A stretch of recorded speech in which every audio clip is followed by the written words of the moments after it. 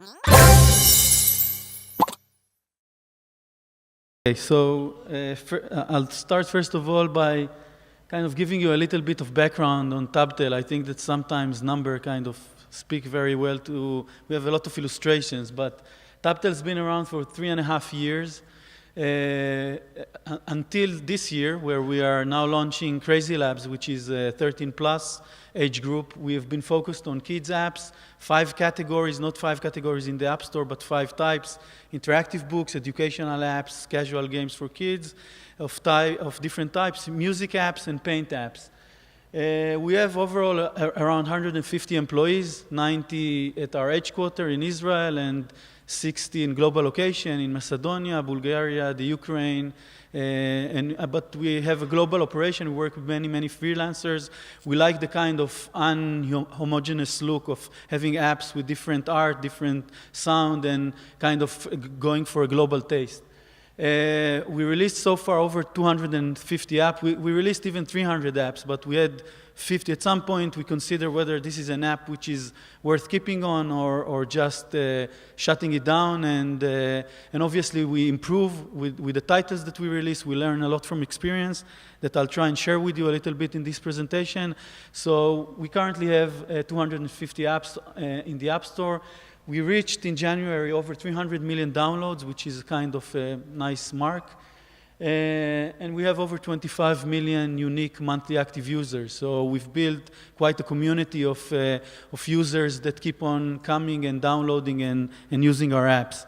So we have billions of sessions a month. We have a lot of analytics, and I'll try and share with you a little bit around what we've learned around the educational values of the apps. So first of all, let's start from kind of going back a step. So these are the numbers from a research that was done on kids adoption, 2011 as compared to 2013. One of the main issues, I go to school sometimes and I lecture about the future of reading and some things that I happen to like. And there is still a kind of a foundation argument with some parents. Some are saying, no, iPads are not good for my kid, iPhones are not good. And I respect that, it's okay, but if you look at the numbers, then this is something which is happening. So you can deny it, you can argue, and it's okay. It's okay that you regulate how much time, it's okay. You regulate at which age you want it. Does it have radiation? It doesn't have radiation. A lot of fears go into that place. But it's important to know that this is something which is happening. Kids are adopting, parents are little by little giving more and more ground. It gives them a piece of some quiet times, and it's important that they use the quiet times also to get some educational value. So when we look at the kind of attributes that you could account for an app for kids, so you can go all the way, and this is out of the old nature versus nurture kind of how your kid is built. So obviously to the left are some very hardwired biological, how your DNA and how your body will react and what you will do. And then as you go towards the right, there are more kind of cognitive capabilities. A lot of the apps and games can, especially for higher ages, they go and deal with the cognitive, with the satisfaction, with building emotional context, with building attraction to characters. But I believe that the one thing that is very unique in what happened with the smartphones and with iPhone is that it kind of hit on a very low level because we see kids at a very small age that are using very effectively, and in fact, they're kind of adopting who haven't seen, at least I've seen small kids, 1.5, 2.5 years old, they're just trying to move a paper book by just flicking a finger. So it's something which kind of resonates on a very deep level. So one thing I tell parents is this is kind of going to Biology 101. This is a newborn neuron on the left side, an adult, and this is the brain evolving. So basically, it's a use it or lose it paradigm. So it's not that if you are going to do something and play with the iPad, then you're not going to learn something else. Kids, everything they do is learn, and everything they do is around wiring and building more and more connections in their brain. So basically, if you're just putting your kid 10 hours in front of an iPad, then yeah, maybe if he's not going and playing playing with toys, with physical toys, it's not good. But if you're going to moderate that, if you're going to do it in a good way, then you're going to get the good wiring. And the good wiring will mean that more neurons will be wired not only towards the physical toys, but also to the kind of attributes that the kid will use a lot. I made this table. My wife is a child psychologist, so they have these tables of how to measure a kid's development. So they have at birth, they do reflective grasp, and then at 4 to 5 months, they are able to do successful reach. And I think in 1 year, in 2 years, in 5 years, in 10 years, they're going also to measure tap and swipe and double tap, because this is something that I see that is really wired in a very low level in the way kids accept that. So Barry discussed it a little bit, but who are the customers? So who is sitting in the customer chair when you are doing an app for kids? So actually, you have two chairs. You have the parent chair, you have the kids chair, and it's very easy to get the mistakes between the roles. I remember, and part of our kind of very early things that we learned, when we started the company in 2011, we built this, we call it the toaster. We built this machine that helps us kind of produce apps in a very efficient way. And we started releasing kids' books. We went to Barnes & Noble. We looked on patterns of how parents decide what to buy. And we saw parents are deciding which books they want to buy. They are deciding what books to read. And the kids are not taking such a huge role in that. And also, we looked at books, and they were kind of 16 pages long. So we said, OK, we understand. We made 16 pages long interactive books, and we kind of addressed where the parents, we did surveys, what parents want to see in the App Store, and we started releasing these books. After releasing around 10 books, we gathered enough analytics, and then we found out even not a single child in all of the world passed page number 10. They have a certain attention span, so they don't want to, they don't play beyond a certain session length, and they don't read beyond page 10. And another thing we found out is that kids, even at small ages, 3+, they are the big influencer on what will be downloaded later. So the parent becomes more of a, this is okay, not okay, or if you're doing a purchase or you buy, then I'm going to pay or not pay, or you have a budget, allowance or not allowance, or whatever. But the kids will drive, his motivation will drive the download. So your marketing campaign, your icon, your cross-promotion, they need to speak to the kid in his own language, while the app description and certain other things, they need to speak also to the parents. So you have the dual customer issue, and if you make it too childish, then the parent would not like to download it or pay for it. But if you make it too adult, then the child will not download it. So it's a kind of something to deal with. Something very known around kids is their preference for novelty. And the way we've built TabTale was a lot around this notion, because if you go and you see the big MMORPG, the big games that are very successful with adults, they build and they construct these huge games, game level design, a lot of, and they measure the retention day in, day out, in hours. With kids, it's proven scientifically that if you let them use the same thing over and over, they will not want to do it. They will even play with, I don't know, with garbage or with whatever they like. They like really having a new thing all the time. So this is why we came up with the notion of building kind of smaller apps. Each smaller app would go and kind of getting the users, the community, having them like what we do, and then go from app to app instead of getting from scene to scene inside a big app. So splitting a kind of a big notion into smaller things, and then giving them the novelty and giving them the diversity, so each one can choose what does he want to play with. Is it cars? Is it sports? Is it shapes? Is it a book? Are these animals? And a lot of them like a lot of these things. Around novelty, so we've managed to build a lot of different themes, but some things that kids get attached to, and we found out when we released Babies Dress Up and Care in February of 2013, we saw it really reached, without any promotion, it reached overall #2 in iPad in something like 50 countries. And we said, okay, we have something that is that hit some chord that is successful, and still it was a small app. We didn't want to increase the app. We didn't think that would be the right approach. So what we've done is we've built a whole series around that. So we've said, okay, we'll keep on the novelty preference principle, but once we found something that speaks to them, the IP part of it, like anyone knows from watching the TV series, so a lot of IP is built there by segments of new episodes. So we've built our apps as a kind of TV series with a lot of new episodes, and these episodes are featuring the same kind of kids that we saw. And we have other series, like we have a Dr. X series, so we're kind of doing it in a serialized way. Once we identify that a certain character is successful over the average, then we go and serialize that.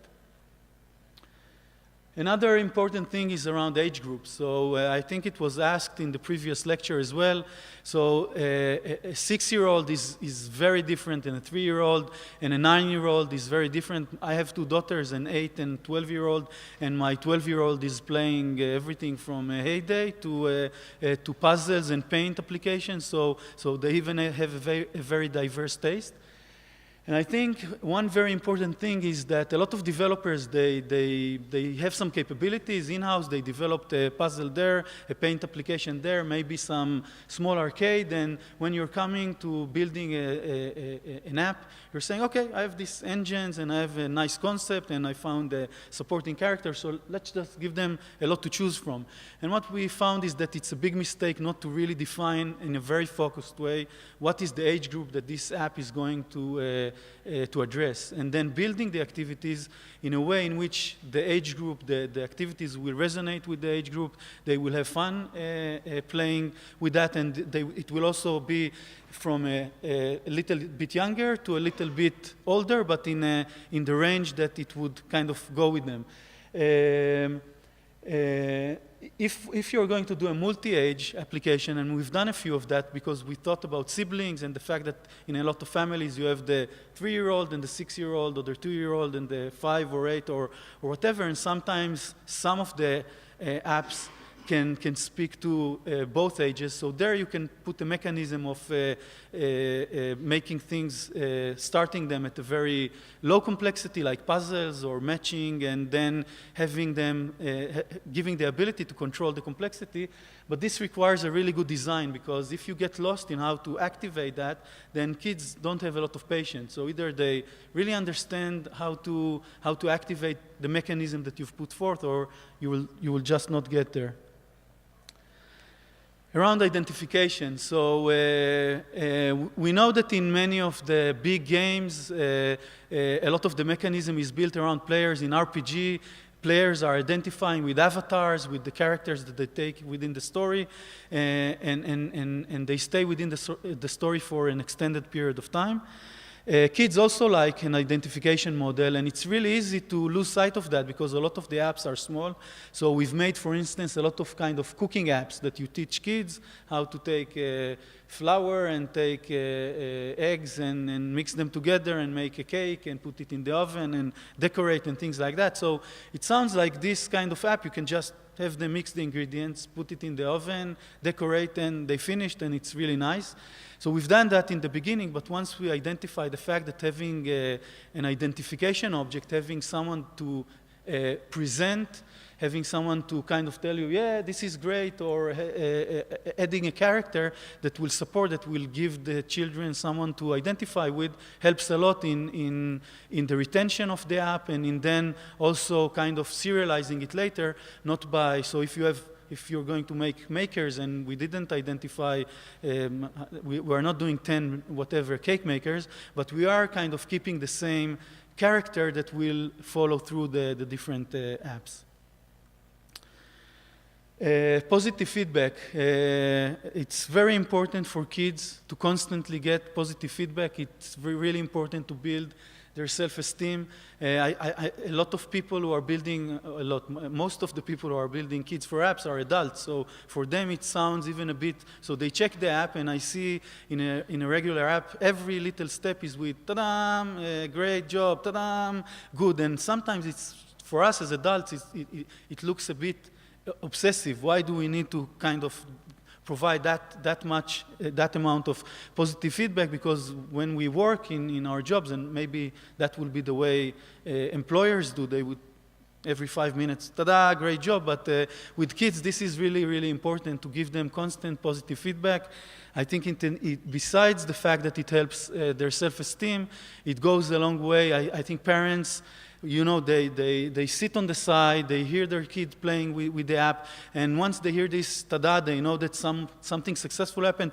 In their mind, it also builds the success of the app. Their child is successful in applying whatever you wanted him to do, and I think it builds a good experience around the game for the parents and for the kids as well.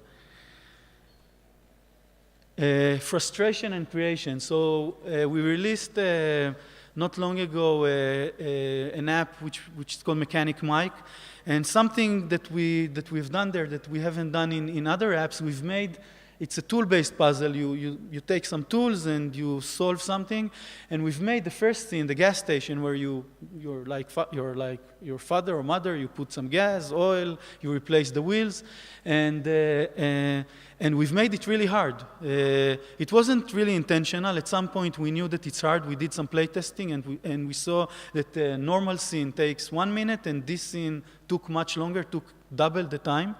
But we said, let's try it out. Let's see how it's going to, because until that, when we found something was really hard, you are afraid that it will drop your, then it's really hard, the kids will stop playing and will not come back to the game again. But kids, to a certain degree, they like the challenge, they like the discovery. So we found out that, that even though it takes 2 minutes, even though this is the most complex tool puzzle we've made, it made more retention, kids came back to the app more and more. That specific scene was played again and again, and that was a very important signal for us, and we are now implementing that, and we're making more complex the other tool scenes.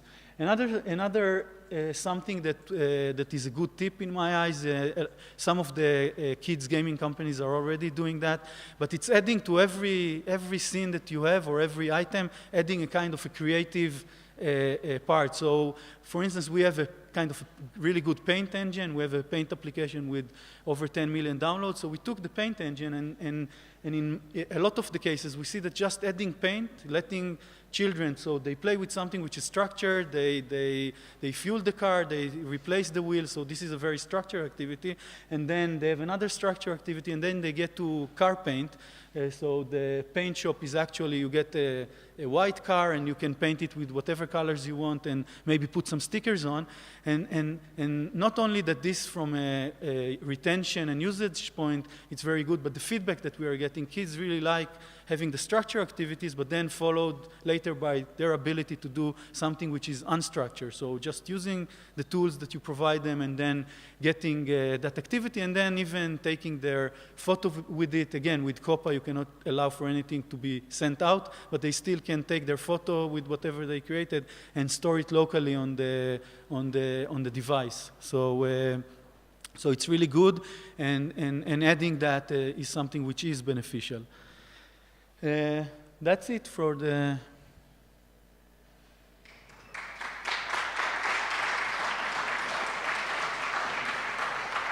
Thank you, Sagi.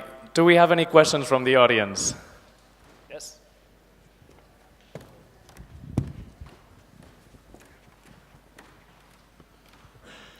Hello. I always wonder about kids' apps. Do you test them on children before you release them, or just assume that they will be good for kids because you like them yourself and you're a psychologist or whatever?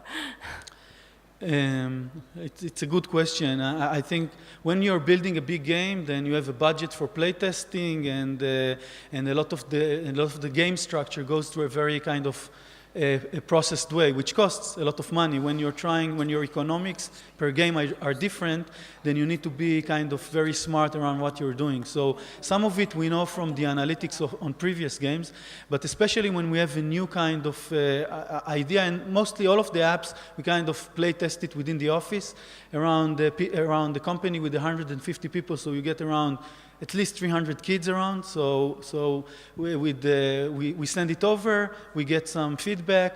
It's also important to kind of filter the feedback, because you're not there to see how it was played, did they get the proper kind of, because not always it's the final state of the game. Sometimes it will be kind of a late flight or early flight, so it's really important to understand what are you testing, how do you take the feedback, but we're doing in kind of internal playtesting, not doing any external playtesting.